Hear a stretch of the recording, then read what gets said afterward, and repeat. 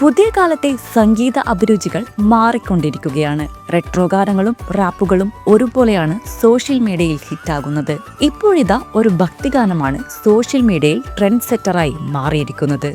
പരമ്പരാഗത ഭക്തിഗാനങ്ങളുടെ രീതി മാറ്റിക്കൊണ്ട് ആധുനിക സംഗീതത്തിന്റെയും റാപ്പിന്റെയും അകമ്പടിയോടെ കാക്കു വടിവേൽ എന്ന പുതിയ മ്യൂസിക് വീഡിയോ തരംഗമാകുകയാണ്. ബ്രാൻഡ് ബ്ലിസ് എന്റർടൈൻമെന്റ്സ് അവതരിപ്പിക്കുന്ന ഈ ഗാനം യുവ സംഗീത പ്രേമികൾക്കിടയിൽ മുരുകൻ വൈബ് സോങ് എന്ന പേരിൽ ശ്രദ്ധേയമായി കഴിഞ്ഞു.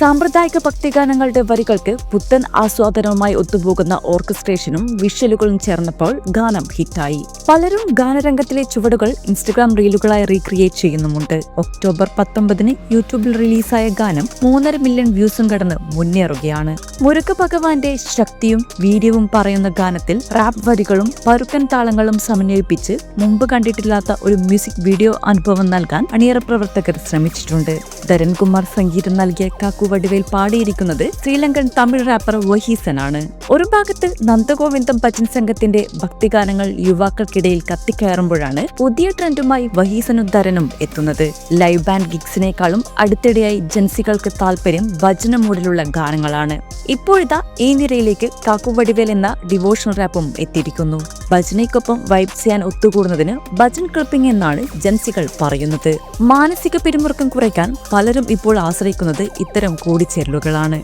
അതേസമയം ഭജനകളോട് താല്പര്യമുണ്ടെന്ന് വെച്ച് ഇളയരാജയും വിദ്യാസാഗറെയൊന്നും ഇവർ മറന്നിട്ടുമില്ല.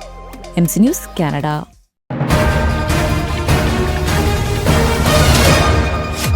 MC ന്യൂസ് കനേഡിയൻ മലയാളികളുടെ വാർത്താജാലകം.